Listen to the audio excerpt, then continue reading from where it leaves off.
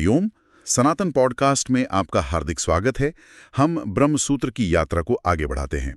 आज हम ब्रह्मसूत्र के चौथे अध्याय फल के तीसरे पाद को समझने का प्रयास करेंगे। इस दिव्य ज्ञान की इस यात्रा में हमारे साथ बने रहें। हरिओम। मृत्यु एक ऐसा विषय है जिसे लेकर हर विचारशील प्राणी के मन में एक गहरा रहस्य और एक प्रकार का भय दोनों ही निवास करते हैं। एक साधारण मनुष्य की बात तो और है, परंतु जब बात उस ज्ञानी साधक की होती है जिसने जीवन भर परब्रह्म की निरंतर उपासना की है, जिसने अपने भीतर के अंधकार को पूर्णतः मिटा दिया है, तो ये प्रश्न उठना स्वाभाविक है कि शरीर त्यागने के पश्चात उस परम ज्ञानी की जीवात्मा वो किस मार्ग से अपने गंतव्य तक पहुंचती हैं। आखिर ये अंतिम यात्रा कैसी होती है? यह अत्यंत ही गूढ़ और चिंतन मनन करने योग्य विषय है। देखिए, सनातन दर्शन और विशेषकर हमारा वेदांत मृत्यु को एक अंत की तरह कदापि नहीं देखता जी, बल्कि ये एक नए और सर्वोच्च आरंभ की तरह है। आज जिस बात की हम चर्चा कर रहे हैं वो मुख्य रूप से देवयान मार्ग की जटिलताओं और उसके गहरे रहस्यों को सुलझाने पर केंद्रित है। देवयान मार्ग। बिल्कुल।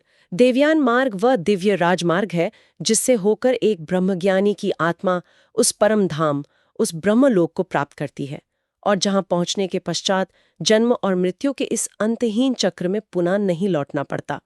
इसे मोक्ष का मार्ग भी कहा गया है। मोक्ष का मार्ग। पर यही वो बिंदु है जहां उपनिषदों का गहन अध्ययन करने पर मतलब एक बहुत ही वैचारिक उलझन सामने आती है। हाँ, वो तो है। यदि हम अलग अलग उपनिषदों को, जिन्हें हम वेदांत में श्रुतियां कहते हैं, उन्हें देखें तो उनमें इस अंतिम यात्रा के अलग अलग मार्गों का विवरण मिलता है। जैसे उदाहरण के लिए छंदोग्य उपनिषद।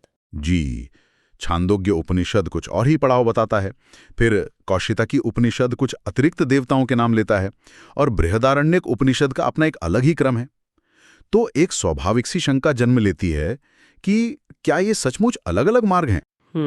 क्या एक साधक को मृत्यु के पश्चात किसी एक मार्ग का चुनाव करना पड़ता है, या फिर महर्षि बादरायण ने इन सभी उपनिषदों के बिखरे हुए सूत्रों को पिरोकर एक ही महान यात्रा का कोई एकीकृत मानचित्र तैयार किया है? यही आज की चर्चा का मूल है। तो आइए महर्षि बादरायण रचित ब्रह्मसूत्र के चौथे अध्याय तीसरे पाद के प्रथम सूत्र से ये विचार आरंभ करते हैं। मैं सूत्र पढ़ता हूं। अर्चिरादिना तत्प्रथिते है। आहा, इस प्रथम सूत्र के माध्यम से महर्षि बादरायण श्रुतियों के बीच प्रतीत होने वाले इस वैचारिक भेद को, इस पूरी शंका को जड़ से समाप्त कर देते हैं। वे बहुत ही तार्किक ढंग से उनका समन्वय करते हैं। जी, यदि हम छांदोग्य उपनिषद के विवरण पर दृष्टि डालें तो वहां वर्णन है कि ज्ञानी की आत्मा भौतिक शरीर छोड़ने के पश्चात सर्वप्रथम, जिसे अर्ची कहा गया है, हाँ अर्ची, सर्वप्रथम प्रकाश या अग्नि के पास जाती है। अग्नि से दिन के पास, दिन से शुक्ल पक्ष के पास, फिर सूर्य के उत्तरायण के उन 6 महीनों के पास, तदनंतर संवत्सर अर्थात पूरे वर्ष के पास, और वहां से सूर्य, फिर चंद्र, और अंत में विद्युत यानी बिजली के लोक तक पहुंचती है। ये एक निश्चित क्रम है। और उलझन तब उत्पन्न होती है जब हम कौशितकी उपनिषद का अध्ययन करते हैं। बिल्कुल। वहां जो मार्ग बताया गया है वो थोड़ा भिन्न प्रतीत होता है। वहां कहा गया है कि आत्मा अग्नि, दिन, शुक्ल पक्ष, उत्तरायण के 6 महीने और संवत्सर तक तो जाती है, लेकिन उसके बाद वायु, वरुण, इंद्र और अंत में प्रजापति के लोकों से होकर गुजरती है। जी। और अगर बृहदारण्यक उपनिषद को देखें तो वहां देवलोक और वायु का उल्लेख मिलता है। तो प्रश्न ये उठता है कि क्या परब्रह्म तक पहुंचने के लिए इस ब्रह्मांड में अलग अलग राजमार्ग बने हुए हैं? कदापि नहीं। महर्षि बादरायण इस सूत्र अर्चिरादिना तत्प्रथिते में स्पष्ट करते हैं कि ब्रह्म तक पहुंचने के लिए अनेक मार्ग नहीं है, मार्ग केवल एक ही है। केवल एक? हाँ, और वो है अर्चिरादि मार्ग, जिसे सर्वसाधारण रूप से हम देवयान मार्ग कहते हैं। ये जो अलग अलग उपनिषदों में अलग अलग देवताओं या लोकों का वर्णन है, देखिए, वे कोई समानांतर रास्ते नहीं है। मतलब वो अलग विकल्प नहीं है? बिल्कुल नहीं। वे तो एक ही महामार्ग के विभिन्न पड़ाव हैं। अलग अलग ऋषियों ने अपने ध्यान की अवस्था में जिस पड़ाव को प्रमुखता से देखा, उसका वर्णन अपनी श्रुति में कर दिया। हाँ, मैं समझ रहा हूँ। ये कुछ इस प्रकार है कि जैसे मान लीजिए कोई व्यक्ति काशी से केदारनाथ की लंबी यात्रा पर निकले। एक यात्री अपनी यात्रा का वर्णन करते हुए केवल प्रमुख नगरों का नाम ले, जैसे प्रयागराज और हरिद्वार। वहीं दूसरा यात्री कुछ अन्य छोटे बड़े तीर्थ स्थानों का भी विस्तार से नाम ले। मार्ग तो एक ही है। एकदम सटीक उदाहरण है। केवल बताने वाले ने अलग अलग मील के पत्थरों पर अपना ध्यान केंद्रित किया है। इसे एक संपूर्ण मानचित्र बनाने की प्रक्रिया कह सकते हैं। लेकिन सूत्र में ये तत्प्रथितेः शब्द का प्रयोग क्यों किया गया है? बहुत ही सुंदर प्रश्न है। तत्प्रथितेः का अर्थ होता है उसकी प्रसिद्धि के कारण। छांदोग्य उपनिषद जिस मार्ग को बताता है वो हमारे वैदिक वाङ्मय में सबसे अधिक विस्तृत और प्रसिद्ध है। अच्छा। इसीलिए इस देवयान मार्ग को अर्चिरादि मार्ग कहा गया है। अर्ची अर्थात प्रकाश से आरंभ होने वाला मार्ग। तो महर्षि का मंतव्य यह है कि अन्य सभी उपनिषदों में जो भी अतिरिक्त पड़ाव बताए गए हैं उन्हें इसी एक मूल देवयान मार्ग में सही स्थान पर जोड़ना चाहिए और एक पूर्ण और अखंड मार्ग की रचना करनी चाहिए। जी, यह कोई विरोधाभास नहीं है, बल्कि ज्ञान का एकत्रीकरण है। सभी श्रुतियों का एक बहुत ही सुंदर समन्वय है। यह समन्वय सनातन धर्म की उस मूल भावना को दर्शाता है जहां अनेकों दृष्टिकोण मिलकर एक परम सत्य का निर्माण करते हैं। सत्य कहा। अब जब ये सिद्ध हो गया कि मार्ग एक ही है और ये सभी अलग अलग श्रुतियों के देवता उसी एक महामार्ग के पड़ाव हैं, तो एक नई बौद्धिक चुनौती सामने आती है। वो क्या? इन सभी पड़ावों का सही क्रम क्या है? यदि हमें उस संपूर्ण मार्ग का एक चित्र उकेरना हो तो कौन सा लोक पहले आएगा और कौन सा बाद में? इसी क्रम को तार्किक रूप से निर्धारित करने के लिए महर्षि दूसरे सूत्र की ओर संकेत करते हैं। मैं सूत्र पढ़ता हूं। वायुम अब्दाद विशेषा विशेषाभ्याम। यह सूत्र मुख्य रूप से वायु देवता के स्थान का सटीक निर्धारण करता है। वायु देवता। हाँ, श्रुतियों में ये तो बता दिया गया कि आत्मा प्रकाश, दिन, शुक्ल पक्ष और उत्तरायण से होते हुए संवत्सर यानी वर्ष के अधिष्ठाता देवता तक पहुंचती है, लेकिन संवत्सर के बाद आत्मा कहा जाती है। यही वो बिंदु है जहां उपनिषदों में थोड़ा भेद दिखता है। बिल्कुल।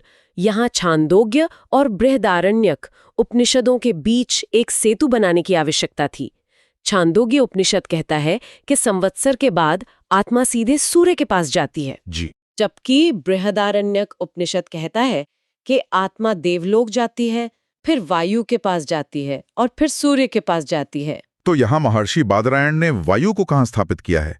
क्योंकि वायु तो अंतरिक्ष का एक बहुत ही महत्वपूर्ण तत्व है। महर्षि इस सूत्र में स्पष्ट करते हैं कि वायु का स्थान संवत्सर यानी वर्ष और सूर्य के बीच में है। वे बृहदारण्यक उपनिषद का गहरा संदर्भ लेते हैं। बृहदारण्यक में स्पष्ट रूप से बताया गया है कि जब जीवात्मा इस लोक से प्रस्थान करके ऊपर उठती है तो वो वायु के पास आती है। वायु उसके लिए अपने आप को खोल देता है, ठीक वैसे ही जैसे किसी रथ के पहिए के बीच में एक छेद होता है, धुरी जिसे कहते हैं। हाँ, धुरी। और उसी मार्ग से जीवात्मा ऊपर की ओर उठकर आदित्य यानी सूर्य तक जाती है। ये परिकल्पना कितनी अद्भुत और प्रतीकात्मक है। रथ के पहिए के छेद का उदाहरण ये दर्शाता है कि वायु कोई रुकावट नहीं है, बल्कि वो एक मार्ग प्रदान करने वाला द्वार है। एकदम सही समझे आप। तो हमारा क्रम अब तक कुछ ऐसा बनता है। आत्मा सर्वप्रथम प्रकाश के पास, फिर दिन के देवता, फिर शुक्ल पक्ष, उत्तरायण, संवत्सर, देवलोक, वायु जी। और वायु से होती हुई सूर्य तक पहुंचती है। सूर्य के बाद आत्मा चंद्रमा और फिर विद्युत यानी बिजली के लोक तक पहुंचती है। ये सब तो स्पष्ट हो गया। हाँ। लेकिन जब हम कौशितकी उपनिषद देखते हैं तो वहां वरुण, इंद्र और प्रजापति का भी उल्लेख है। उनका स्थान कहाँ है? इसे स्पष्ट करने के लिए तीसरा सूत्र अवतरित होता है।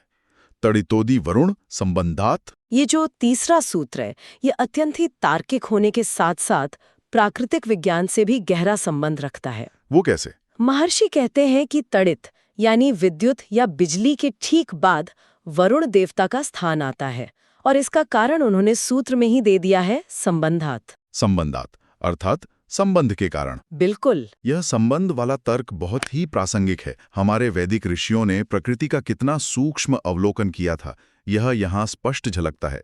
विद्युत मतलब बिजली और वरुण जो जल के देवता हैं, उनका आपस में क्या संबंध है, यह हम भौतिक जगत में नित्य देखते हैं। जी। जब आकाश में घने काले बादलों के बीच भयंकर बिजली कड़कती है तो उसके तुरंत पश्चात मूसलाधार वर्षा होती है। सत्य कहा। बिजली का काम ही बादलों को चीरकर जल को मुक्त करना है। पूर्णतः सत्य।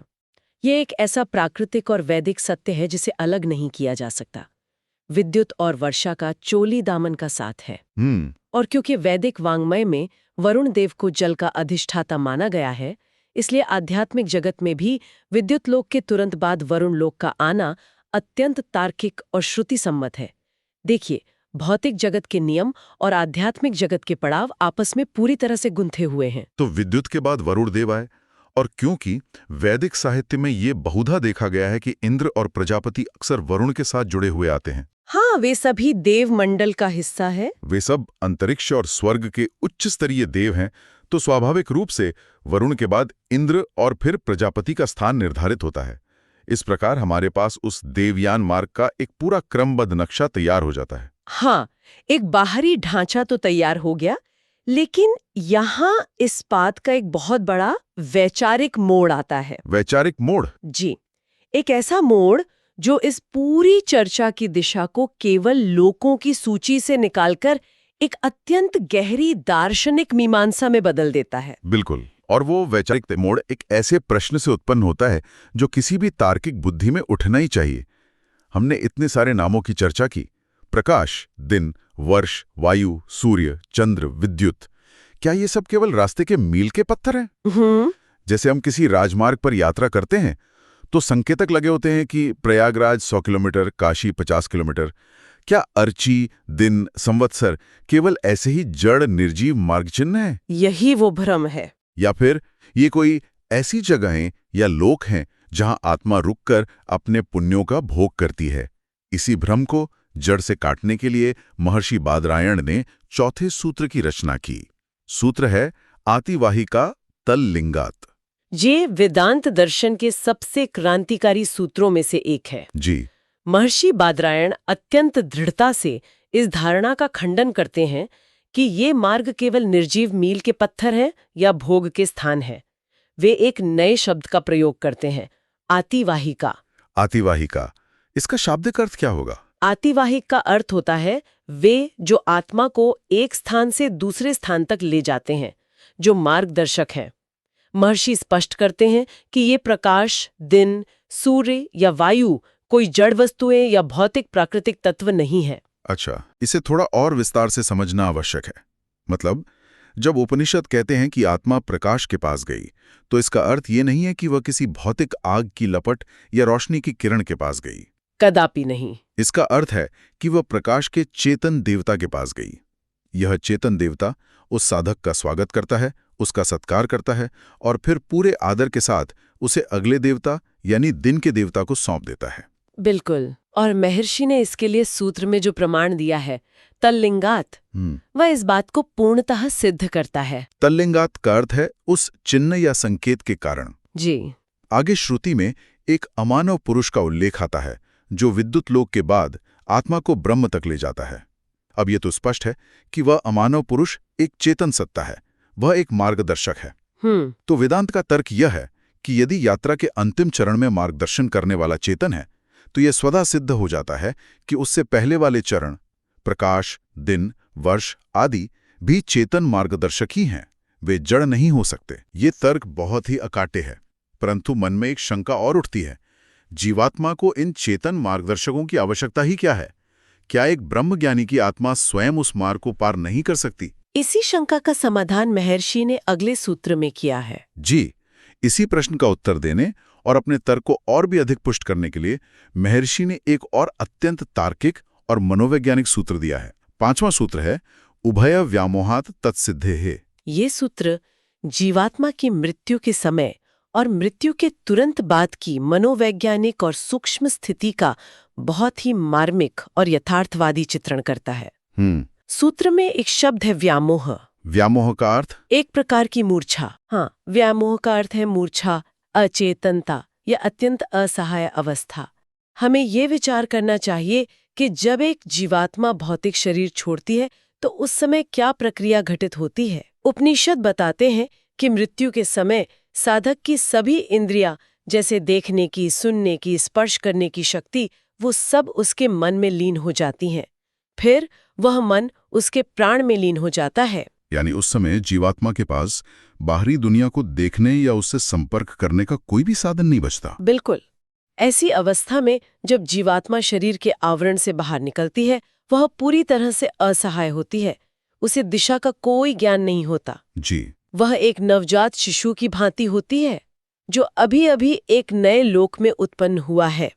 वह अपना मार्ग स्वयं खोजने में सर्वथा असमर्थ होती है।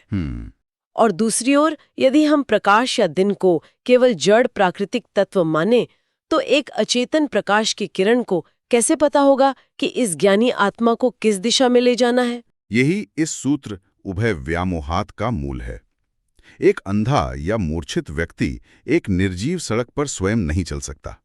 ना तो वो व्यक्ति मार्ग देख सकता है और ना ही वो निर्जीव सड़क उठकर उसे उसकी मंजिल तक पहुंचा सकती है। सत्य कहा। उसे एक ऐसे चेतन मार्गदर्शक की आवश्यकता होती ही है जो उसका हाथ थाम सके। एकदम सटीक उदाहरण। जैसे इस संसार में जन्म लेने वाले एक शिशु को माता पिता की आवश्यकता होती है जो उसका इस संसार में मार्गदर्शन कर सकें। ठीक उसी प्रकार इंद्रियों से विहीन असहाय जीवात्मा को ब्रह्मलोक के उस अनंत मार्ग पर ले जाने के लिए ब्रह्मांडीय मार्गदर्शकों की आवश्यकता होती है। चेतन देवगण यह भूमिका निभाते हैं। वे आते हैं और उस साधक का हाथ पकड़कर उसे एक लोक से दूसरे लोक तक अत्यंत सावधानी से ले जाते हैं। ये सनातनी दर्शन की कितनी सुंदर, कितनी करुणा से भरी हुई अवधारणा है। हम साधारणतः मृत्यु को एक बहुत ही भयानक, अंधकारमय और एकाकी अनुभव मानते हैं। जी। मृत्यु का विचार ही मनुष्य को डरा देता है, लेकिन यहाँ वेदांत हमें बता रहा है कि एक ज्ञानी साधक के लिए मृत्यु कोई अंधकारमय एकांत नहीं है। जैसे ही वो शरीर छोड़ता है, ये पूरा ब्रह्मांड, सारी ब्रह्मांडीय शक्तियां, चेतन देवता उसका स्वागत करने के लिए, उसका हाथ थामने के लिए उपस्थित रहते हैं। बिल्कुल उपस्थित रहते हैं। प्रकाश का देवता उसे दिन के देवता को सौंपता है, दिन का देवता उसे शुक्ल पक्ष के देवता को सौंपता है।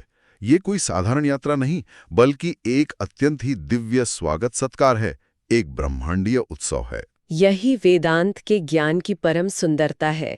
हमारा ब्रह्मांड केवल धूल, गैस और जड़ पदार्थों का समूह नहीं है। यह पूरी तरह से जीवंत है, चेतन है और एक साधक की आध्यात्मिक यात्रा में हर कदम पर सहायता करने के लिए तत्पर रहता है। पूरी ये यात्रा इसी प्रकार एक देवता से दूसरे देवता के हाथों से होते हुए आगे बढ़ती है। प्रकाश से दिन, दिन से शुक्ल पक्ष, उत्तरायण, संवत्सर, देवलोक, वायु, सूर्य, चंद्र और चंद्र से होते हुए आत्मा अंततः विद्युत यानी बिजली के लोक तक पहुंच जाती है। जी। अब यहां आकर एक बहुत बड़ा प्रश्न खड़ा होता है। इस दिव्य यात्रा का अंतिम चरण कैसे पूरा होता है? क्या वरुण या इंद्र आत्मा को साक्षात परब्रह्म के पास तक छोड़कर आते हैं? इस रहस्य को सुलझाने के लिए हम इस प्रकरण के अंतिम सूत्र, छठे सूत्र की ओर बढ़ते हैं। सूत्र है वैद्युतेनिव तच्छ्रुते। यह छठा सूत्र इस पूरी यात्रा का शिखर बिंदु है। जब आत्मा चंद्रलोक से पार होकर विद्युत लोक में पहुंचती है तो छांदोग्य उपनिषद एक अत्यंत रहस्यमयी और दिव्य घटना का वर्णन करता है। वो क्या? उपनिषद कहता है, तत्पुरुषो अमानवः स एनान ब्रह्म गमयति। अर्थात जैसे ही साधक विद्युत लोक में पहुंचता है, वहां एक अमानव पुरुष प्रकट होता है। अमानव पुरुष? हाँ, ये एक ऐसा दिव्य पुरुष है जो इस मानव सृष्टि का नहीं है, जिसकी कल्पना मानव बुद्धि से परे है। और वो दिव्य अमानव पुरुष उस जीवात्मा का पूरा दायित्व अपने हाथों में ले लेता है। ये बहुत ही रोचक है। सूत्र में एव शब्द का प्रयोग हुआ है, वैद्युतेन एव। तो इसका अर्थ ये हुआ कि विद्युत लोक के बाद ये अमानव पुरुष ही एकमात्र और मुख्य मार्गदर्शक बन जाता है। 100%। एव का अर्थ है ही। महर्षि बादरायण स्पष्ट करते हैं कि विद्युत लोक के पश्चात ये अमानव पुरुष ही आत्मा को सीधे ब्रह्म तक पहुंचाता है। तो फिर यहाँ शंका उठ सकती है कि वरुण, इंद्र और प्रजापति की क्या भूमिका है, जिनकी चर्चा हमने कौशिता की उपनिषद के संदर्भ में पहले की थी? महर्षि इसका भी समाधान करते हैं। वे कहते हैं कि वरुण, इंद्र और प्रजापति मुख्य मार्गदर्शक नहीं है। अच्छा। वे केवल इस अमानव पुरुष की सहायता करते हैं। वे इस अंतिम यात्रा में सहायक की भूमिका में रहते हैं। अमानव पुरुष ही वह परम सखा है, वह परम मार्गदर्शक है जो विद्युत लोक से जीवात्मा का हाथ पकड़कर उसे ब्रह्मलोक के अंतिम द्वार तक, साक्षात पर ब्रह्म तक ले जाता है। यह पूरा वृत्तांत मन को एक गहरे विस्मय और शांति से भर देता है। वरुण जो जल और ऋतुओं के इतने महान देव हैं, इंद्र जो देवराज कहलाते हैं, प्रजापति जो सृष्टि के रचयिता माने जाते हैं, वे सभी इस ज्ञानी आत्मा की मुक्ति के मार्ग में केवल एक सहायक, एक अनुचर की भूमिका निभाते हैं। जी। यह इस बात का प्रमाण है कि एक ब्रह्मज्ञानी की, एक आत्मज्ञानी साधक की महिमा कितनी बड़ी है। पूरा ब्रह्मांड, सारी ब्रह्मांडीय शक्तियां उस एक आत्मा के मोक्ष में सहायता करने के लिए एकजुट हो जाती हैं। कोई अड़चन नहीं, कोई बाधा नहीं, केवल सहयोग। यही तो वेदांत का सबसे बड़ा और सबसे सकारात्मक संदेश है। जब कोई मनुष्य सत्य की खोज में निकलता है, जब वो परम ब्रह्म के प्रति पूर्ण रूप से समर्पित होकर अपने अज्ञान को नष्ट कर देता है, तो ये सृष्टि उसके विरोध में नहीं खड़ी होती, सत्य का, बल्कि ये सृष्टि अपनी पूरी क्षमता के साथ उसकी सहायता के लिए आगे आती है। देवता केवल स्वर्ग में बैठकर भोग करने वाली सत्ताएं नहीं हैं, वे उस परम सत्य तक पहुंचने के मार्ग के रक्षक, द्वारपाल और करुणा से भरे मार्गदर्शक हैं। तो अगर हम इस पूरी गंभीर चर्चा को समेटें और उस दिव्यान मार्ग का एक विहंगम दृश्य या कहें कि मन की आंखों से पूरा अखंड चित्र देखने का प्रयास करें, तो वो कुछ ऐसा होगा। जी बिल्कुल। जब एक ब्रह्मज्ञानी अपना भौतिक शरीर त्यागता है, तो उसकी असहाय किंतु शुद्ध आत्मा का सबसे पहले प्रकाश यानी अर्ची का चेतन देवता स्वागत करता है। प्रकाश का देवता उसे सम्मानपूर्वक दिन के देवता को सौंपता है। वहां से शुक्ल पक्ष के देवता, फिर सूर्य के उत्तरायण के 6 महीनों के देवता, फिर संवत्सर यानी वर्ष के देवता के पास आत्मा पहुंचती है। और ये ऊर्ध्वगामी यात्रा यही नहीं रुकती। संवत्सर से आत्मा देवलोक जाती है। देवलोक से वायु के लोक में प्रवेश करती है, जो रथ के पहिए की तरह उसे ऊपर उठने का मार्ग देता है। वायु से सूर्य और सूर्य से चंद्र तक की यात्रा होती है। चंद्रमा से आत्मा और ऊपर उठकर विद्युत लोक तक पहुंचती है। इंद्र और प्रजापति की सहायता से वह अकल्पनीय दिव्य अमानव पुरुष प्रकट होता है। जी। यह अमानव पुरुष अत्यंत प्रेम और करुणा के साथ उस असहाय किंतु ज्ञानी आत्मा का हाथ थामता है और उसे इस नश्वर ब्रह्मांड की सभी सीमाओं से पार ले जाकर साक्षात ब्रह्मलोक में स्थापित कर देता है, जहां पहुंचने के बाद उस आत्मा को इस संसार के जन्म और मृत्यु के चक्र में कभी नहीं लौटना पड़ता। उसे शाश्वत मोक्ष की प्राप्ति हो जाती है। इस पूरी देवयान प्रक्रिया को समझना केवल एक बौद्धिक या दार्शनिक व्यायाम नहीं है। यह हमारे भीतर बैठे उस मूल भय को जड़ से समाप्त करता है जो हम मृत्यु के प्रति रखते हैं।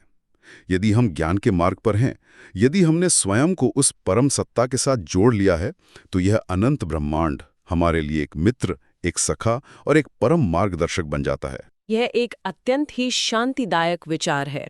और इस चर्चा को विराम देने से पूर्व मैं चाहूंगी कि जो भी जिज्ञासु इस गहरे वेदांतिक विश्लेषण को सुन रहे हैं, वे एक अत्यंत ही नवीन और आधुनिक दृष्टिकोण पर विचार करें। वो क्या? देखिए, आधुनिक विज्ञान, विशेषकर क्वांटम भौतिकी, आज जिस दिशा में जा रही है वो बहुत ही विस्मयकारी है। आज के वैज्ञानिक एक कॉन्शियस यूनिवर्स या चेतन ब्रह्मांड की परिकल्पना कर रहे हैं। जी। वे कह रहे हैं कि ये ब्रह्मांड केवल जड़ पदार्थों से नहीं बना है, बल्कि ये गहराई से आपस में जुड़ा हुआ है, जहां देखने वाला यानी ऑब्जर्वर और देखी जाने वाली वस्तु एक ही वास्तविकता के हिस्से हैं। जरा सोचिए, हजारों वर्ष पूर्व हमारे ब्रह्मसूत्र और उपनिषदों ने ठीक इसी सत्य का उद्घोष किया था। बिल्कुल किया था। उन्होंने कहा था कि सूर्य का प्रकाश, बहती हुई हवा, कड़कती हुई बिजली और बरसता हुआ जल केवल जड़ भौतिक ऊर्जाएं नहीं हैं, ये चेतन सत्ताएं हैं जो मानवीय चेतना के साथ सीधे तौर पर संवाद करती हैं और प्रतिक्रिया देती हैं। क्या ये संभव नहीं है कि आज का आधुनिक विज्ञान और हमारी प्राचीन सनातनी प्रज्ञा दोनों एक ही परम सत्य का वर्णन कर रहे हों, केवल उनकी भाषा और शब्दावली अलग हो? यही तो विचारणीय है। एक ओर जहां विज्ञान इसे ऊर्जा के पैटर्न कहता है, वहीं वेदांत इसे चेतन देवता कहता है। हमारा ये ब्रह्मांड हमारी सोच से भी कहीं अधिक जीवंत, रहस्यमयी और आध्यात्मिक रूप से जुड़ा हुआ है। सत्य कहा आपने। ये एक ऐसा विचार है जिसे हम सबको अपने चिंतन का हिस्सा बनाना चाहिए। इस देवयान मार्ग की चर्चा ने निस्संदेह ज्ञान के अनेक नए द्वार खोले हैं, लेकिन ब्रह्मसूत्र रूपी इस ज्ञान के अथाह महासागर में अभी और भी कई रहस्यमयी मोती हैं जिन्हें हमें खोजना है। चलिए आगे बढ़ते हैं। जी बिल्कुल। आज हम एक अत्यंत ही गूढ़ और आध्यात्मिक विषय पर अपनी चर्चा को केंद्रित करने जा रहे हैं। मेरा तात्पर्य है कि आज का हमारा मुख्य उद्देश्य वेदांत दर्शन और विशेष रूप से ब्रह्म सूत्र के कुछ बहुत ही सूक्ष्म सिद्धांतों पर गहराई से विचार करना है। ये बहुत ही आवश्यक विषय है। हाँ, सनातन धर्म में जब हम आश्रम व्यवस्था या ज्ञान प्राप्ति के मार्ग की बात करते हैं, और संन्यास के नियमों की भी। बिल्कुल, संन्यास के नियम और यज्ञ जैसे कर्मकांड, तो अक्सर लोग इन्हें केवल एक सामाजिक ढांचा या बाहरी अनुष्ठान मान लेते हैं। परंतु क्या ये सचमुच केवल बाहरी नियम है? बिल्कुल नहीं। या फिर इनके भीतर हमारे अंतःकरण को शुद्ध करने और मोक्ष तक पहुंचने का कोई बहुत ही सटीक और वैज्ञानिक मार्ग छिपा है? आज हम इसी की तह तक जाएंगे। देखिए, यह विषय वास्तव में मनुष्य की चेतना के विकास का सबसे सुंदर और व्यवस्थित विज्ञान है। वेदांत दर्शन हमें स्पष्ट रूप से सिखाता है कि जीवन का अंतिम लक्ष्य मोक्ष या आत्मज्ञान है। सत्य। अब उस अनंत लक्ष्य तक पहुंचने के लिए एक साधक का मन, उसकी बुद्धि और उसका शरीर कैसे तैयार हो, इसके लिए जो मनोवैज्ञानिक और आध्यात्मिक ढांचा हमारे ऋषियों ने तैयार किया, वही आश्रम व्यवस्था है। अर्थात ये केवल समाज को सुचारू रूप से चलाने का नियम नहीं है। बिल्कुल नहीं। ये कोई साधारण नियम कानून नहीं है, बल्कि ये एक मनुष्य के भीतर सोई हुई चेतना को धीरे धीरे चरणबद्ध तरीके से जागृत करने का एक अत्यंत सूक्ष्म तंत्र है। आज जब हम इन सूत्रों पर विचार करेंगे तो हमें धर्म की वो गहराई देखने को मिलेगी जो अक्सर सामान्य दृष्टि से छूट जाती है। तो आइए इस यात्रा का आरंभ आश्रम के कर्म और ज्ञान प्राप्ति के बीच के उस अद्भुत संबंध से करते हैं। मेरे मन में एक स्वाभाविक सा दार्शनिक प्रश्न उठता है। जी, पूछिए। मान लीजिए दो व्यक्ति हैं। एक सामान्य गृहस्थ है जो केवल अपने पारिवारिक और सामाजिक कर्तव्यों का पालन कर रहा है। वो यज्ञ कर रहा है, दान दे रहा है, लेकिन उसे मोक्ष की कोई विशेष कामना नहीं है। वो स्वर्ग या पुण्य की कामना करता है। हाँ, बिल्कुल। और दूसरा व्यक्ति वो है जो मुमुक्षु है, अर्थात जिसके भीतर संसार से विरक्ति आ गई है और वो केवल ज्ञान प्राप्त करके मुक्त होना चाहता है। क्या इन दोनों के द्वारा किए गए आश्रम के कर्म एक दूसरे से भिन्न होते हैं? ये अध्यात्म के पथ का एक अत्यंत मौलिक और गहरा प्रश्न है। ब्रह्म सूत्र में इसे बहुत ही तार्किक ढंग से सुलझाया गया है। वेदांत का एक अत्यंत स्पष्ट सूत्र इस विषय में मार्गदर्शन करता है, सर्वथापि त एवो भयलिंगात। सर्वथापि त एवो भयलिंगात। जी, यह सूत्र हमें बताता है कि चाहे व्यक्ति मोक्ष की तीव्र कामना रखता हो या फिर वह केवल एक सामान्य जीवन जी रहा हो, उसके द्वारा किए जाने वाले आश्रम के कर्म सर्वथा समान ही रहते हैं। मतलब कर्म का बाहरी स्वरूप नहीं बदलता? बिल्कुल नहीं। सूत्र में जो उभयलिंग शब्द है, उसका अर्थ है कि श्रुति और स्मृति दोनों ही इस बात के साक्षी हैं। बाहरी रूप से देखने पर एक सामान्य गृहस्थ का अग्निहोत्र यज्ञ और एक मुमुक्षु का अग्निहोत्र यज्ञ बिल्कुल एक जैसा ही दिखेगा। कर्म के भौतिक स्वरूप में कोई भेद नहीं होता। यह बहुत ही रोचक है। इसका अर्थ तो ये हुआ कि कर्म अपने आप में न तो बांधने वाला है और न ही मुक्त करने वाला। सारा भेद उस कर्म को करने के पीछे की भावना में है। सत्य कहा आपने। संकल्प में ही सारा भेद है। एक व्यक्ति उसी कर्म को संसार की वासनाओं से जुड़ने के लिए कर रहा है और दूसरा व्यक्ति ठीक उसी कर्म को अपनी वासनाओं को क्षीण करने और संसार से मुक्त होने के लिए कर रहा है। हाँ, लेकिन फिर एक और शंका जन्म लेती है। यदि कर्म वही है तो क्या ये आश्रम के कर्म एक मुमुक्षु को ज्ञान प्राप्ति में वास्तव में कोई सीधी और व्यवहारिक सहायता करते हैं, या फिर ये केवल एक औपचारिकता मात्र है? वे केवल औपचारिकता बिल्कुल नहीं है। और यहीं पर ब्रह्मसूत्र का अगला सिद्धांत हमारे सामने आता है। सूत्र है अनभिवव च दर्शयति। यह सूत्र मानव मनोविज्ञान के एक बहुत बड़े रहस्य को उद्घाटित करता है। अनभिवम, इसका तात्पर्य क्या है? अनभिभव का शाब्दिक अर्थ है अपराजित रहना या वशीभूत न होना। श्रुति हमें ये दिखाती है कि जो व्यक्ति ब्रह्मचर्य आदि नियमों का और अपने आश्रम के कर्मों का निष्काम भाव से पालन करता है, वो काम, क्रोध, लोभ, मोह जैसे तीव्र आंतरिक विकारों से पराजित नहीं होता। अच्छा, यानी ये एक प्रकार के आध्यात्मिक सुरक्षा कवच का निर्माण करता है। बिल्कुल सही। इसे हम एक आंतरिक रोग प्रतिरोधक क्षमता की तरह समझ सकते हैं। जैसे एक स्वस्थ शरीर बीमारियों के बीच रहकर भी संक्रमित नहीं होता, वैसे ही एक साधक विकारों के बीच रहकर भी उनसे अछूता रहता है। हाँ, जब साधक आश्रम के कर्तव्यों का कठोरता से पालन करता है तो उसके चित्त में एक ऐसा अदृश्य सुरक्षा चक्र तैयार हो जाता है कि संसारिक आकर्षण उसे विचलित नहीं कर पाते। इसलिए ज्ञान प्राप्ति के मार्ग पर ये कर्म केवल कर्तव्य नहीं रह जाते, बल्कि अंतःकरण की शुद्धि के अत्यंत शक्तिशाली और अनिवार्य सहायक साधन बन जाते हैं। ये तो अत्यंत स्पष्ट है। बिना चित्त शुद्धि के ब्रह्मज्ञान ठहर ही नहीं सकता। सत्य वचन। लेकिन देखिए, इस ढांचे को समझने के बाद एक बहुत ही कुतूहल भरा विचार सामने आता है। कैसा विचार? यदि आश्रम के नियम और उनके कर्म अंतःकरण को शुद्ध करने और ज्ञान प्राप्ति के लिए इतने ही अनिवार्य हैं, तो फिर उनका क्या होगा जो किसी भी आश्रम व्यवस्था के भीतर आते ही नहीं है? ये एक महत्वपूर्ण व्यवहारिक स्थिति है। मेरा अर्थ है, जैसे कोई विधुल व्यक्ति है, कोई अत्यंत निर्धन है, या कोई ऐसा व्यक्ति जो किन्हीं अप्रत्याशित परिस्थितियों के कारण न तो औपचारिक रूप से ब्रह्मचारी है, ना गृहस्थ है, ना वानप्रस्थ में है, और ना ही उसने विधिवत संन्यास लिया है। क्या सनातन धर्म की यह व्यवस्था ऐसे लोगों को ज्ञान और मोक्ष के अधिकार से पूरी तरह वंचित कर देती है? नहीं, कदापि नहीं।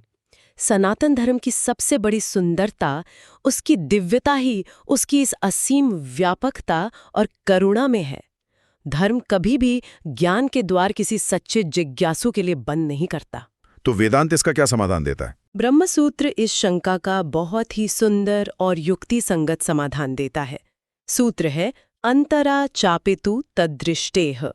यहाँ अंतरा का अर्थ है मध्य में रहने वाले, अर्थात जो किसी आश्रम की सीमा में नहीं बंधे हैं। हाँ, सूत्र बहुत स्पष्ट शब्दों में उद्घोष करता है कि ऐसे लोगों को भी परम ज्ञान प्राप्त करने का पूर्ण अधिकार है। श्रुति अर्थात उपनिषदों में इसके प्रत्यक्ष और अत्यंत शक्तिशाली उदाहरण देखने को मिलते हैं। क्या हम उन उदाहरणों पर थोड़ी विस्तार से चर्चा कर सकते हैं? क्योंकि यह समझना बहुत आवश्यक है कि सिद्धांत व्यवहार में कैसे उतरता है। अवश्य। सबसे प्रख्यात उदाहरण रैक्व ऋषि का है। वे एक गाड़ीवान थे, एक छकड़े के नीचे रहते थे। उनका जीवन यापन अत्यंत साधारण था और वे किसी भी पारंपरिक आश्रम के ढांचे में स्थापित नहीं होते थे। जी, रैक्व ऋषि की कथा तो छांदोग्य उपनिषद में अत्यंत प्रेरणादायक है। बिल्कुल, वे इतने उच्च कोटि के ब्रह्मज्ञानी थे कि बड़े बड़े राजा उनके पास ज्ञान प्राप्ति के लिए आते थे। इसी प्रकार गार्गी वाचक नवी का अत्यंत ओजस्वी उदाहरण है। गार्गी किसी औपचारिक आश्रम में प्रवेश किए बिना ही परम ब्रह्म की साक्षात ज्ञाता थीं। और उन्होंने राजा जनक की राजसभा में महर्षि याज्ञवल्क्य जैसे दिग्गज ज्ञानी के साथ अत्यंत गूढ़ शास्त्रार्थ किया था। सत्य कहा आपने। इससे यह सिद्ध होता है कि ज्ञान किसी लिंग, वर्ग या बाहरी व्यवस्था का मोहताज नहीं है। गार्गी और रैक्वे के प्रसंग वास्तव में रोंगटे खड़े कर देने वाले हैं। यह स्पष्ट करता है कि आत्मज्ञान की धारा किसी भी कृत्रिम या बाहरी ढांचे से बाधित नहीं होती। क्या उपनिषदों के अतिरिक्त स्मृति ग्रंथों में भी ऐसे उदाहरण मिलते हैं जहां समाज की दृष्टि से कोई व्यक्ति नियमों के बाहर हो लेकिन आध्यात्मिक रूप से वो शिखर पर हो? हाँ, स्मृति ग्रंथों में भी इसके प्रमाण हैं। वेदांत का सूत्र है अपि स्मर्यते। यह स्पष्ट करता है कि स्मृति ग्रंथों में ऐसे महान योगियों का वर्णन है जो सर्वथा नियमों के बाहर थे। वर्त नामक एक महान योगी हुए। वे दिगंबर अवस्था में रहते थे, समाज के किसी भी पारंपरिक नियम, शिष्टाचार या आश्रम का पालन नहीं करते थे। सामान्य लोग तो उन्हें पागल ही समझते थे, जो कि समाज की एक सामान्य प्रवृत्ति है। हाँ, परंतु आध्यात्मिक दृष्टि से वे सर्वोच्च कोटि के परमहंस थे। इससे ये पूर्णतः सिद्ध होता है कि बाहरी आवरण या सामाजिक स्वीकृति ज्ञान का अंतिम मापदंड कभी नहीं हो सकती। लेकिन यहाँ एक बहुत ही तार्किक संदेह उत्पन्न होता है। यदि ये लोग किसी आश्रम में नहीं हैं, आश्रम के वे कर्म नहीं कर रहे हैं जो अंतःकरण को शुद्ध करते हैं, जिनकी चर्चा हमने अभी थोड़ी देर पहले की कि कर्म से अनभिभव या सुरक्षा मिलती है जी, तो फिर उनके भीतर वो चित्त शुद्धि, वो वैराग्य और वो ज्ञान की सिद्धि आखिर कैसे आती है? कारण के बिना कार्य कैसे हो सकता है? आपका संदेह अत्यंत सटीक है और अध्यात्म की यही वो सूक्ष्मता है जिसे गहराई से समझना चाहिए। इसके लिए सूत्र है विशेषानुग्रहश्च। यह सूत्र इस महान रहस्य को खोलता है। विशेष अनुग्रह अर्थात ईश्वर की कृपा। जी, इन अंतरा या मध्य में रहने वाले व्यक्तियों को ज्ञान की प्राप्ति इसी विशेष अनुग्रह के माध्यम से होती है। अब ये विशेष अनुग्रह कोई अकारण चमत्कार नहीं है। ये विशेष अनुग्रह उनके द्वारा किए गए निरंतर जप, उपवास, ईश्वर की अनन्य प्रार्थना या पूर्व जन्म के कर्म। बिल्कुल, सबसे महत्वपूर्ण यही है। उनके पूर्व जन्मों के किए गए अत्यंत शुभ कर्मों और सघन साधना का प्रताप। सनातन धर्म पुनर्जन्म और संस्कारों की अटूट श्रृंखला में विश्वास करता है। पूर्व जन्म की साधना कभी नष्ट नहीं होती। वो एक प्रकार की आध्यात्मिक संचित पूंजी है। हाँ, जो इस जन्म में बिना किसी बाहरी ढांचे या कर्मकांड के भी फलीभूत हो सकती है। ये तो बहुत ही न्यायपूर्ण और वैज्ञानिक बात है। ऊर्जा कभी नष्ट नहीं होती और आध्यात्मिक ऊर्जा भी जन्म जन्मांतर तक साथ चलती है। लेकिन एक व्यवहारिक प्रश्न यहाँ उठता है। पूछिए। अगर आश्रम से बाहर रहकर भी विशेष अनुग्रह या पूर्व जन्म के संस्कारों से मोक्ष मिल ही सकता है, तो फिर आश्रम व्यवस्था की इतनी अनिवार्यता क्यों बताई गई है? कोई भी युवा कह सकता है कि मैं किसी आश्रम के नियम में क्यों बंध हूं, मैं तो स्वतंत्र ही रहूंगा और मोक्ष पालूंगा। यह तर्क बहुत से लोग दे सकते हैं और यह स्वाभाविक भी है। इसी को संबोधित करते हुए सूत्र कहता है, अतस्त्वितर ज्यायो लिंगाच। इसका अर्थ है कि यद्यपि आश्रम से बाहर रहकर ज्ञान प्राप्त करना संभव है, फिर भी आश्रम में रहना अधिक श्रेष्ठ या ज्याया है। ज्याया अर्थात अधिक श्रेयस्कर। पर ऐसा क्यों?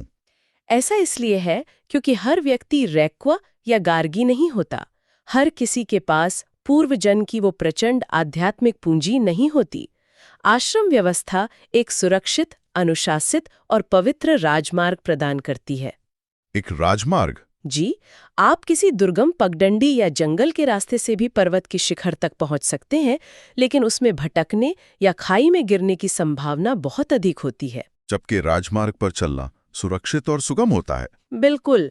श्रुति और स्मृति दोनों ही इस अनुशासन पर बल देते हैं कि सामान्यतः व्यक्ति को आश्रम के नियमों के आश्रय में ही रहना चाहिए, क्योंकि ये पतन की संभावनाओं को लगभग समाप्त कर देता है। ये राजमार्ग और दुर्गम पगडंडी का उदाहरण बहुत ही सटीक है। अब पतन की संभावनाओं की बात से मुझे आश्रम व्यवस्था के भीतर एक और अत्यंत गंभीर और दार्शनिक प्रश्न याद आ रहा है। ये थोड़ा कठोर विषय है। वेदांत कठोर सत्यों का ही दर्शन है। मान लीजिए कोई व्यक्ति ज्ञान की खोज में जीवन भर के लिए संन्यास ग्रहण कर लेता है, या वो नैष्ठिक ब्रह्मचर्य अर्थात आजीवन ब्रह्मचर्य का अत्यंत कठोर व्रत ले लेता है, परंतु कुछ समय पश्चात जी कहिए। किन्हीं मानवीय कमजोरियों के कारण, परिस्थितियों के दबाव में या किसी भी कारणवश उसका मन बदल जाता है, वो पुनः गृहस्थ जीवन में लौटना चाहता है, तो क्या उसके लिए पीछे मुड़ने का, वापस आने का कोई भी विकल्प सनातन धर्म में उपलब्ध है? इस विषय पर सनातन धर्म के नियम अत्यंत दृढ़, निर्मम और कठोर है। यहाँ कोई समझौता नहीं है। सूत्र है, तद्भूतस्य तु नातद्भावो जैमिनेरपि नियमाद तद्रूपाभावेभ्य। यह सूत्र तो अत्यंत गंभीर ध्वनि करता है। जी, यह सूत्र स्पष्ट रूप से उद्घोष करता है कि किसी भी प्रकार की वापसी या पतन की कोई स्वीकृति नहीं है। आचार्य जैमिनी, जो पूर्व मीमांसा के महान आचार्य हैं और कर्मकांड के सबसे बड़े ज्ञाता माने जाते हैं, उनका भी यही अटल मत है। अर्थात जो एक बार सन्यासी बन गया, जो व्यक्ति एक बार परिव्राजक या नैष्ठिक ब्रह्मचारी बन गया, उसका अपनी पुरानी अवस्था में वापस लौटना संभव ही नहीं है। श्रुति और स्मृति में कहीं भी ऐसे किसी प्रत्यावर्तन या वापसी का कोई उल्लेख, नियम या अनुमति नहीं है। इसका दार्शनिक आधार क्या है? संन्यास का अर्थ ही है पूर्व जीवन की मृत्यु। संन्यास ग्रहण करते समय आप अपना पिंडदान स्वयं करते हैं। एक बार जो व्यक्ति भौतिक संसार से मृत हो गया, वो पुनः उसी संसार में, उसी जीवन में कैसे लौट सकता है? यह नियम पूर्णतः अपरिवर्तनीय है। यह सच में बहुत ही गंभीर बात है। संन्यास कोई ऐसा आभूषण या वस्त्र नहीं है जिसे आज मन किया तो पहन लिया और कल मन भर गया तो उतार दिया। ये एक अलौकिक मृत्यु है। सत्य है। लेकिन मनुष्य तो मनुष्य है, उससे भूल हो सकती है। क्या पूर्व पक्ष की ओर से, मेरा अर्थ है विरोधी विचार की ओर से, कोई ऐसा तर्क नहीं आता कि यदि व्रत टूट गया है या कोई भारी भूल हो गई है तो कोई प्रायश्चित करके सब ठीक किया जा सके? क्या शास्त्र उसे क्षमा करने का कोई मार्ग नहीं देते? नहीं, यहाँ वेदांत का सिद्धांत बिल्कुल स्पष्ट है। सूत्र है, न च अधिकारिकम अपि पतनानुमानात् तदायोगात्। यह सूत्र पूर्व पक्ष के इस विचार का पूरी तरह से खंडन कर देता है कि प्रायश्चित से सब कुछ वापस पहले जैसा हो सकता है। कोई प्रायश्चित नहीं। सिद्धांत के अनुसार आजीवन व्रत लेने वाले सन्यासी या नैष्ठिक ब्रह्मचारी के पतन का कोई भी ऐसा प्रायश्चित शास्त्र में नहीं है जो उसे वापस उसकी उसी श्रेष्ठ आध्यात्मिक स्थिति में स्थापित कर सके। स्मृति ग्रंथों में तो इसके लिए अत्यंत भयानक उपमा दी गई है। कैसी उपमा? इसे अपना ही सिर काट लेने के समान बताया गया है। अपना ही सिर काट लेना, ये उपमा ही अपने आप में कंपा देने वाली है। बिल्कुल। क्या कटे हुए सिर को कोई भी वैद्य या कोई भी प्रायश्चित वापस धड़ से जोड़ सकता है? नहीं। पतन एक आत्मिक आत्महत्या के समान है। तो फिर शास्त्रों में जो प्रायश्चित के कर्म बताए गए हैं वे किसके लिए हैं? वे केवल उपकुर्वाण ब्रह्मचारियों के लिए हैं। प्राचीन काल में 2 तरह के ब्रह्मचारी होते थे, एक नैष्ठिक जो आजीवन व्रत लेते थे और दूसरे उपकुर्वाण जो केवल विद्याध्ययन के लिए कुछ वर्षों तक गुरुकुल में ब्रह्मचर्य का पालन करते थे। और फिर वापस लौटकर गृहस्थ बनते थे। हाँ, यदि उपकुर्वाण से कोई भूल हो जाए तो उसके लिए प्रायश्चित है, परंतु आजीवन व्रत का संकल्प लेने वालों के लिए कोई क्षमा नहीं है। जहां एक और हमने देखा कि आश्रम के बिना रहने वालों के लिए धर्म में कितनी करुणा और स्थान है, वहीं जो लोग जानबूझकर उच्चतम आदर्श को चुनते हैं उनके लिए अनुशासन कितना कठोर है। यह धर्म का एक अद्भुत संतुलन है। लेकिन क्या इस विषय में अन्य आचार्यों के कोई भिन्न मत हैं? हाँ, शास्त्रों की यह विशेषता है कि वहां मतांतर हमेशा रहे हैं और हर दृष्टिकोण पर विचार किया जाता है। एक सूत्र है, उपपूर्वमपि त्वेके भावम अंशनवत तदुक्तम। यह बताता है कि कुछ आचार्यों का दृष्टिकोण थोड़ा भिन्न है। वे इसे किस रूप में देखते हैं? वे पाप की गंभीरता को 2 श्रेणियों में बांटते हैं। उनका मानना है कि यदि कोई गुरुपत्नी गमन जैसा महापाप या महापातक करता है तो वो निश्चित रूप से अक्षम्य है, परंतु यदि इसके अतिरिक्त अन्य कोई व्रत भंग होता है तो वे उसे उपपातक अर्थात छोटा पाप मानते हैं। उपपातक, तो क्या उसका प्रायश्चित संभव है? उनकी तर्क के अनुसार जिस प्रकार भूलवश निषिद्ध भोजन कर लेने पर शरीर की शुद्धि के लिए प्रायश्चित संभव है, उसी प्रकार इस छोटे पाप या भूल का भी प्रायश्चित किया जा सकता है। यह कुछ आचार्यों का एक वैकल्पिक दृष्टिकोण है। ये थोड़ा राहत देने वाला दृष्टिकोण प्रतीत होता है। तो यदि कुछ आचार्य इसे उपपातक या छोटा पाप मानकर प्रायश्चित का विधान देते हैं तो इसका अंतिम निष्कर्ष क्या निकलता है? मान लीजिए किसी ने प्रायश्चित कर भी लिया तो समाज ऐसे पतित व्यक्ति के साथ कैसा व्यवहार करता है? यहीं पर अंतिम निष्कर्ष अत्यंत महत्वपूर्ण हो जाता है, जिसे अगले सूत्र में स्पष्ट किया गया है। बहिस्तु भयथा पी स्मृतराचा। यह सूत्र बहुत ही व्यावहारिक बात कहता है। क्या कहता है यह सूत्र? विशेषज्ञ या आचार्य चाहे उस पतन को महापाप माने या छोटा पाप माने, स्मृति ग्रंथों और शिष्ट पुरुषों के आचरण के अनुसार उसका परिणाम एक ही होता है। ऐसे पतित व्यक्ति का समाज और उस श्रेष्ठ आध्यात्मिक समुदाय से पूर्णतः बहिष्कार ही किया जाना चाहिए। पूर्णतः बहिष्कार? ये तो अत्यंत कठोर है। धर्म में आचरण की पवित्रता और संस्था का सम्मान सर्वोपरि है। यदि वो व्यक्ति अपने मन की शांति के लिए प्रायश्चित कर भी ले तो भी उसे वापस उस सन्यासी या श्रेष्ठ समुदाय में वो सम्मान, वो आसन कभी प्राप्त नहीं हो सकता। अर्थात समाज उसे पुनः अपना मार्गदर्शक नहीं मानेगा। बिल्कुल।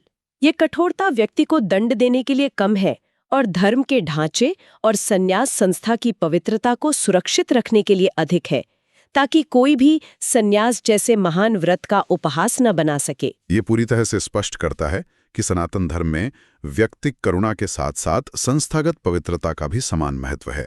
अधिकार और कर्तव्यों की बात हो रही है, तो चलिए अब हम अपनी चर्चा को एक और दिशा में ले चलते हैं। जी अवश्य। अभी हमने संन्यास और प्रायश्चित के संदर्भ में अधिकार की बात की।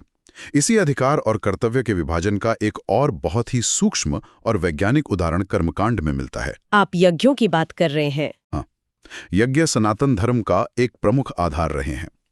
यज्ञों के दौरान केवल आहुतियां नहीं दी जाती, बल्कि विभिन्न प्रकार की सूक्ष्म उपासनाएं भी की जाती हैं, जैसे उद्गीत उपासना, जो ओमकार का स्वस्वर गान और ध्यान है।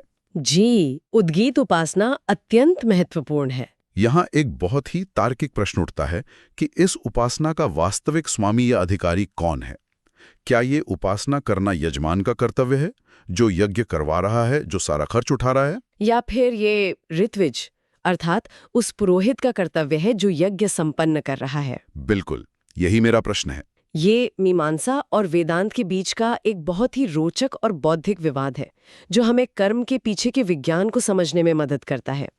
इसके लिए हमें सूत्र की ओर देखना होगा। स्वामिनः फलश्रुते रित्यात्रेयः। महर्षि आत्रेय का मत। जी, इस सूत्र में महर्षि आत्रेय का पूर्व पक्ष प्रस्तुत किया गया है। ऋषि आत्रेय तर्क देते हैं कि उपासना का अधिकार और कर्तव्य केवल यजमान का ही है। उनका आधार बहुत ही तार्किक है। उनका आधार क्या है? वे कहते हैं कि श्रुति स्पष्ट रूप से कहती है कि यज्ञ के परिणाम स्वरूप जो भी पुण्य या फल उत्पन्न होता है उसका भोक्ता केवल और केवल यजमान होता है। तो यदि फल यजमान को मिलना है तो तार्किक रूप से उस फल को उत्पन्न करने वाली उपासना भी यजमान को ही करनी चाहिए। हाँ, ये उनका तर्क है। प्रथम दृष्टि में ऋषि आत्रेय का ये तर्क बिल्कुल निर्दोष और व्यवहारिक लगता है। सामान्य जीवन में भी हम देखते हैं कि जो व्यक्ति किसी कार्य का लाभ चाहता है उसे ही वो कार्य करना पड़ता है। लेकिन मुझे लगता है कि वेदांत का परम सिद्धांत हमेशा सतह से कुछ अधिक गहरा होता है। आचार्य ओडुलोमी का अंतिम सत्य इस विषय में क्या कहता है? आप बिल्कुल सही कह रहे हैं। अंतिम सत्य कहीं अधिक सूक्ष्म और व्यवस्थित है। वेदांत का परम सिद्धांत इस सूत्र में निहित है, आर्तविज्यमित्योडुलोमिस तस्मै ही परिक्रियते। आचार्य ओडुलोमी का मत। जी, आचार्य ओडुलोमी ऋषि आत्रेय के मत का खंडन करते हुए परम सिद्धांत स्थापित करते हैं। वो कहते हैं कि नहीं, उपासना यजमान का नहीं बल्कि ऋत्विज अर्थात पुरोहित का ही कर्तव्य है। ऐसा क्यों, जबकि फल तो यजमान को मिल रहा है? इसका कारण वेदांत बहुत ही स्पष्टता से देता है।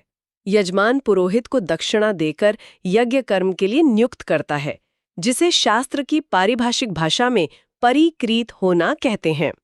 चूंकि उद्गीत जैसी उपासनाएं यज्ञ के मुख्य कर्म के अंगों के साथ गहराई से जुड़ी हुई हैं, और पुरोहित उस कर्म को विधिवत संपन्न करने के लिए नियुक्त किया गया है। बिल्कुल, इसलिए जो कर्म करेगा वही उससे जुड़ी हुई उपासना भी करेगा। फल यद्यपि यजमान को ही मिलेगा, लेकिन कर्म और उपासना का निष्पादन पुरोहित के द्वारा ही होगा। ये तो बहुत ही अद्भुत और स्पष्ट कार्य विभाजन है, एक उत्तम व्यवस्था। हाँ, ये सनातन धर्म की अत्यंत वैज्ञानिक और सुव्यवस्थित कार्य विभाजन व्यवस्था है। इसे आप आज के परिप्रेक्ष्य में ऐसे समझ सकते हैं जैसे किसी विशाल उपक्रम का स्वामी और उसका कुशल विशेषज्ञ। ये उपमा बहुत अच्छी है। यजमान उस उपक्रम का स्वामी है, वह संसाधन जुटाता है, वह उस उपक्रम से होने वाले लाभ का अधिकारी है, परंतु पुरोहित वह कुशल विशेषज्ञ है जिसे उस कार्य की तकनीकी बारीकियों का ज्ञान है।